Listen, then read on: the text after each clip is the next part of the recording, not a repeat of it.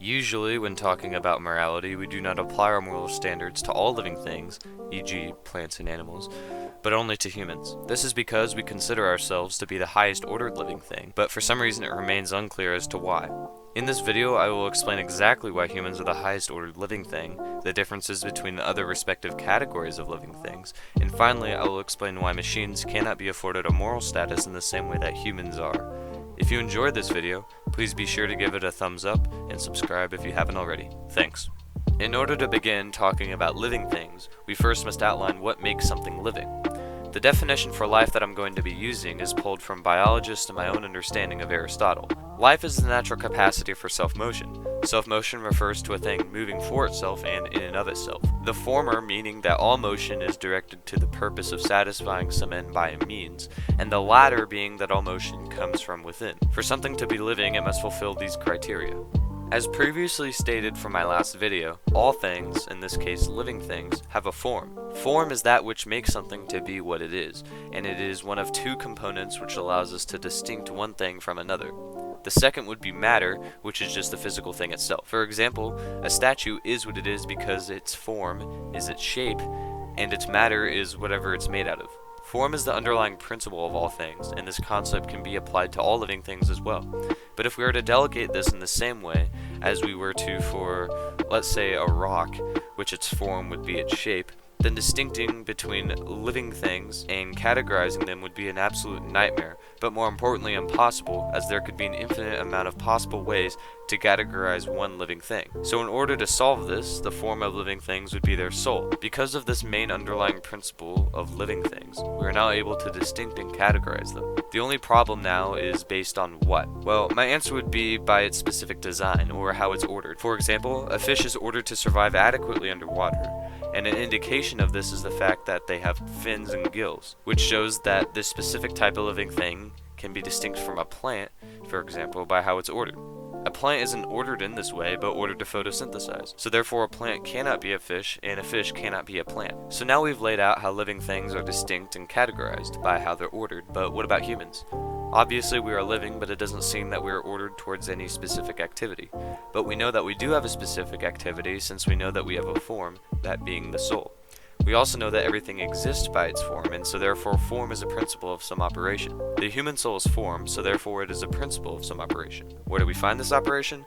Well, we can look to Aristotle, which in short says that the operation of man is to live a life of activity of the rational element of the soul. This is what he calls eudaimonia, which is basically the end goal of life and what is good for us and what we ought to pursue. Humans aren't ordered towards anything specific, and we can observe this by the fact that yes, we can swim, but we don't have gills, webbed hands, or feet, so we aren't ordered towards swimming or surviving underwater. Yes, we can grab and climb things, but we do not have claws or hooked hands or feet to be able to do this properly. It is then clear that we are not ordered in any specific way, so therefore there would have to be something to categorize humans. The answer to this is reason, and it is this very thing that makes something human.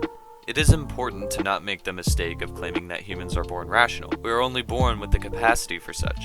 We gain rationality by observation of what is most immediate to us, which would be nature, and so therefore upon observation and contemplation we can know things and create concepts assigned to those things, or create completely new things. Rationality is what takes us beyond instinct, and an indication of rationality only belonging to us is due to the fact that we go beyond instinct. For example, a bird creates a birdhouse, but does the bird put a couch in its house, a TV, a swimming pool? No. This is because a bird only creates the house according to its needs, and only that. What drives this is its instinct to create a safe place to hatch its eggs. Humans need shelter, but to the extent that we do isn't very big.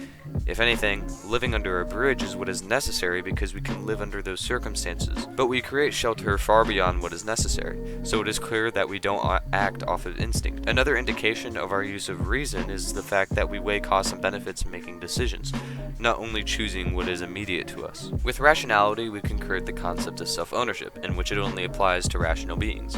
Humans are rational and so therefore have self-ownership. All beings with self-ownership are the highest ordered beings since they have rights. Humans are rational beings with self-ownership, so therefore humans are the highest ordered beings. An important counter-argument that one may consider is the question of machines. Could a machine become so advanced that it at one point becomes life?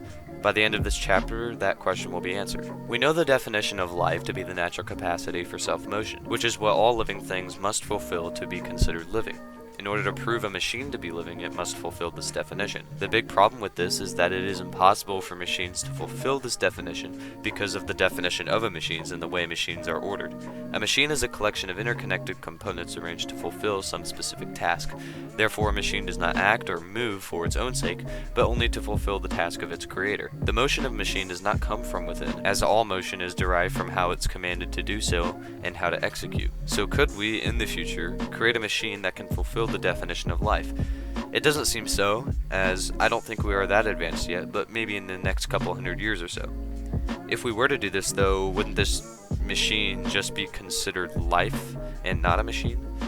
At which point would this machine cross the line between a living thing and machine? I'm not so sure myself, so I'll leave it for you to figure out. In conclusion, all living things are categorized by the way in which they're ordered.